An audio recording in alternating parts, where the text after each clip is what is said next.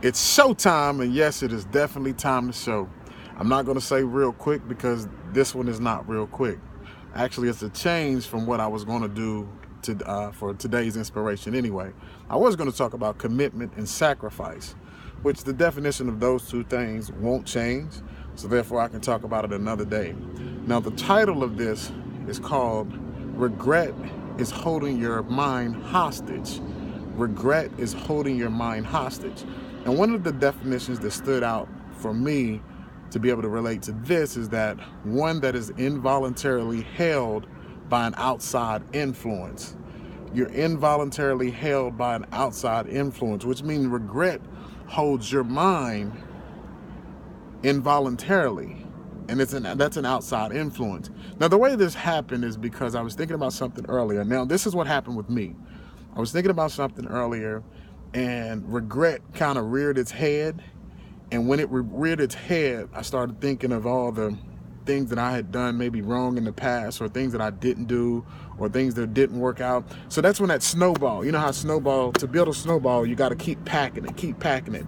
And once regret starts to keep packing on the mind, everything will come up. And you would be amazed at how one thing that you were thinking about, regret steps in and it turns into 10 minutes. Now, 10 minutes of thinking, you can almost run across the last 15, 20 years of your life. So all of these things are coming up. Now, I got to give thanks to my creator because this is what he does for me now. And as positive as I am, as most inspirational, enthused about life as I am at this point, regret still can have its effect. But I'm thankful because he said, let me stop this now for him before it gets too far. So I began to laugh a little bit. And that's when I was like, man, regret had you in hostage for a minute. And you're totally going to get off track for what you were doing. And that's why I said this was going to take a little bit longer time, because someone somewhere is allowing regret to hold their mind hostage. And that is what's stopping you from moving forward in another direction. Because what'll happen is you'll think about the one time you did this wrong, and then that'll turn into something else, and then that'll turn into something else. And before you know it, you have created a whole nother thought of what was going on. And that's how powerful your mind is. But the first thing that you have to do is become aware of what is going on with your mind. It is a powerful thing.